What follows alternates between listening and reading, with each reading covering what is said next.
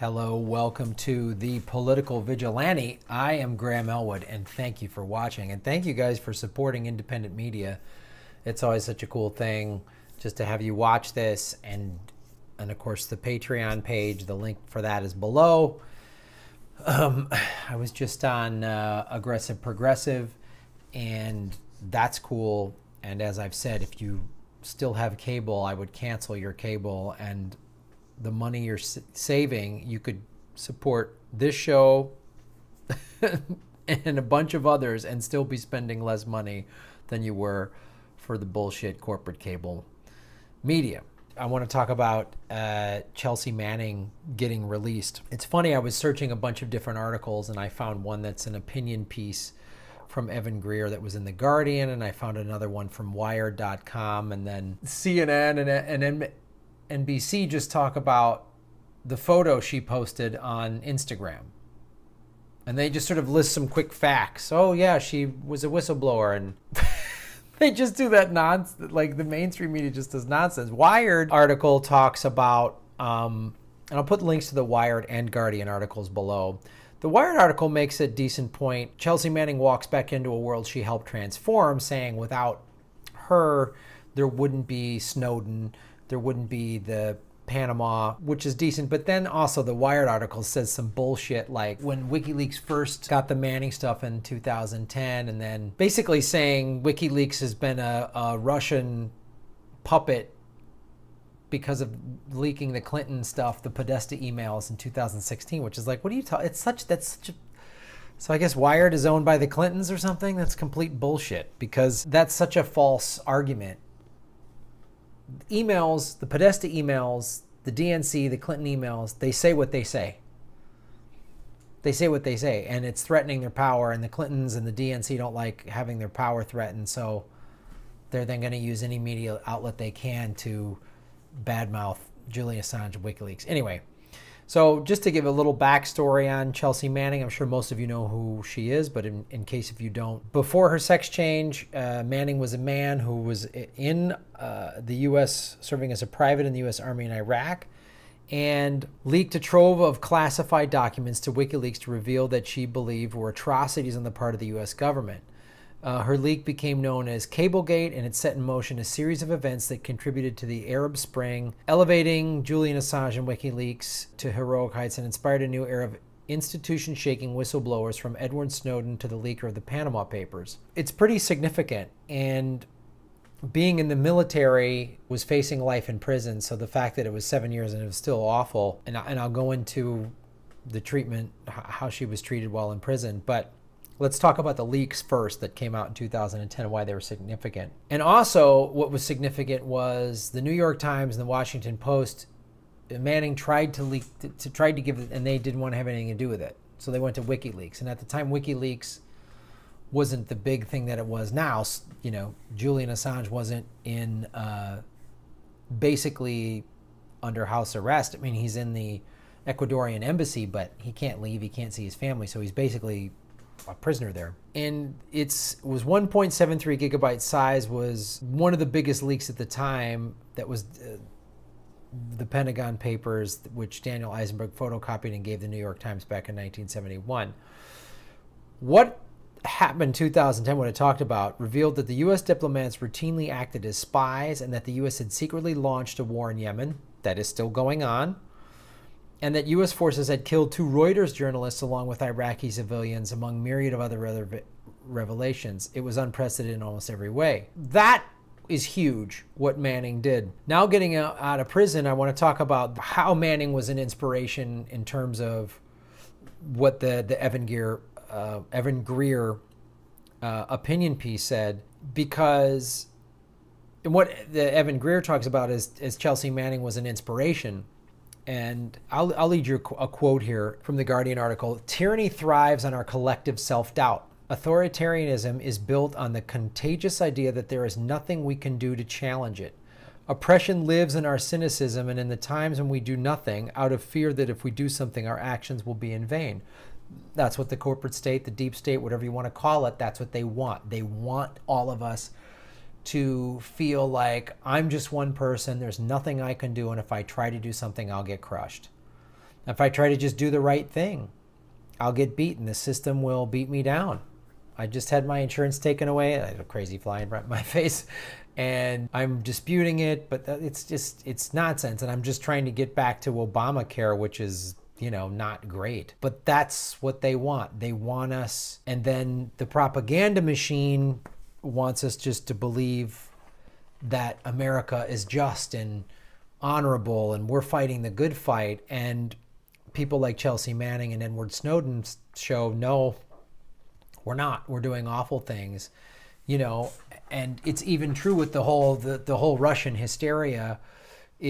Currently, today, you know, Russia interfered in our elections. Okay, and if they did, oh, wow. Okay, but how many elections have we interfered with? I mean, it's just preposterous. And Chelsea Manning showed we killed reporters. You know, you start to see how any direct threat to the corporate state is, you are crushed, man. You are crushed. And this happened under Obama's watch, right? This happened under Obama's watch. That's the thing. Obama went after whistleblowers harder than anyone. And Trump is going to do the same. He's claiming to do the same. So there's some more like inspirational stuff about Chelsea Manning while incarcerated. Even in the darkest moments, after 2 suicide attempts and years of brutal incarceration in conditions that United Nations condemned as torture, Chelsea held on to a special brand of realistic optimism that infected her supporters and kept us fighting for her even when it felt like the odds were insurmountable. The United Nations said that she was being tortured. Our U.S. government did that. That's what they did. And then she also was fighting up. She wasn't just fighting for just what's right and holding the U.S. government and the military accountable. She was fighting for transgender people. She was an intelligence analyst and is well trained to look at all the moving pieces in a situation and decide what should be done. As an activist, I've learned a lot, this is Evan Greer, from Chelsea's brilliant strategic mind. She taught me the importance of sticking to your guns, but also setting achievable goals and keeping the path to victory in constant focus. Yeah, that's the thing, guys. This is impressive what she went through and now is out. How she's going to readjust, and, you know, she went through a hunger strike to demand access to the medically recommended healthcare she was being denied. Like, as I talk about a lot on this show, it's about we need people to wake up, especially on the left. The left needs to wake up to, if the left is all wanting to resist and stop Trump for all the evil shit that he's doing, and I'm not excusing any of Trump's crap at all, the left then has to turn and look at Obama and Clinton and go, wow, they weren't that much better. You know, if Hillary came out in an interview recently, said she supported Trump's bombing of Syria. So if she was in office, she would be bombing Syria. There's new reports that Obama deported so many people more than we thought. Like, Trump has been blocked at every turn. He was blocked, you know, the travel ban has been blocked. There's no wall. His budget cuts were blocked. Like, Trump is just a jackass. And so we have to look at that. We have to look at like, Manning was imprisoned under Obama. The shit that Manning, you know, the leaks were about Obama's military, Obama's illegal war in Yemen. So we got to wake up on the left.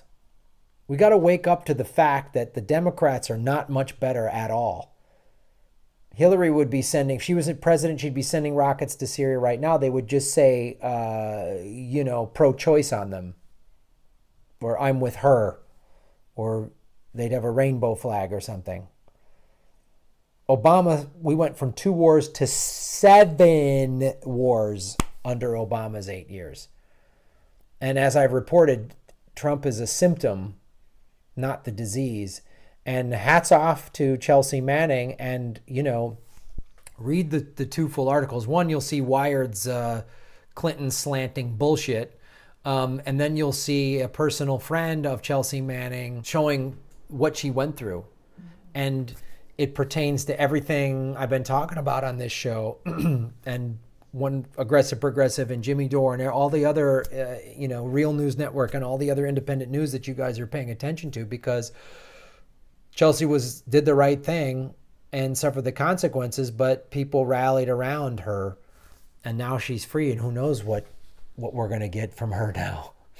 It's pretty awesome. So, and pay attention, because anytime somebody challenges the power, they come after them hard. They accuse them of all kinds of crazy shit. They're going to throw the patriot, oh, she's not a good patriot, she turned on her country and everything like that. But if you see that your government and military doing awful things, it's like, watch the documentary about Tillman, the football player that joined the military. He got pretty disillusioned by what was going on there. Pat Tillman. So,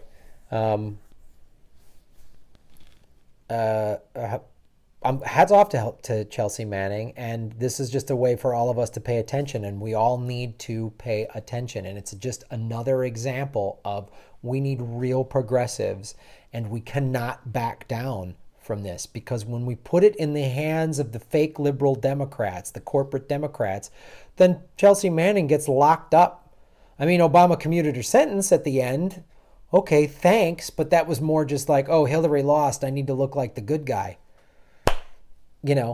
So we can't forget all of the shit that went down under Obama's watch and Bush, just to show that there's not much of a difference, and why all the more reason why we need real progressives.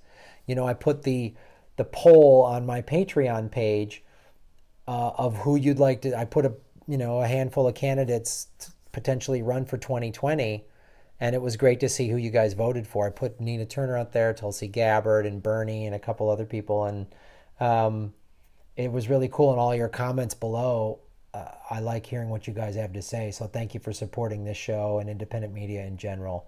And the likes, the subscribes, the watching, the ads run all the way through before are great free ways to support the show too, if you can't give money for Patreon. But you can support the Patreon for as little as $1 a month.